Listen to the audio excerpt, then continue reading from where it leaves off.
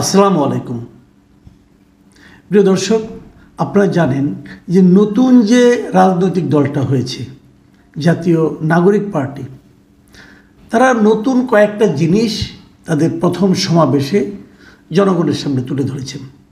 তার মধ্যে একটা হলো যে গণপরিষদ নির্বাচন করতে হবে। গণপরিষদ নির্বাচনটা কেন করতে হবে? সেটা করতে হবে নতুন সংবিধান তৈরি করার জন্য।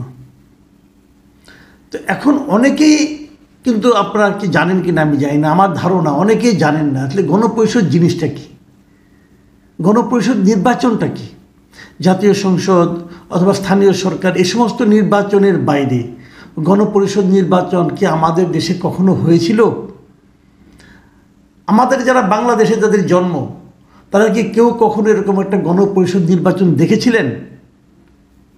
কেউ দেখেছিলেন? তো যে জিনিস কখনো আমরা দেখিনি, সেই জিনিসটা কেন এখন দরকার পড়ছে, এই আলোচনাটা কিন্তু অনেকের কাছে আসছে। আমি নিজেও একবার বলেছিলাম যে আপনি আজকে একটা গণপরিষদ নির্বাচন, মানে তার আগে আমি একটু বলে নিই, এটা বরং বলে নেওয়াই ভালো যে আসলে গণপরিষদ জিনিসটা কি। গণপরিষদ হলো এমন একটা পরিষদ গঠন করা, যে পরিষদের একমাত্র কাজ যে একটা সংবিধান রচনা করা, মানে একটা সংবিধানকে তারা পাশ করবে। তারা বসে বলবে যে এই আমাদের সংবিধানে থাকবে। তারপরে সংবিধানটা যখন পাশ হয়ে যাবে তখন সেই গণপরিষদের আর কোনো গুরুত্ব থাকবে না, তারা সবাই পদত্যাগ করবে।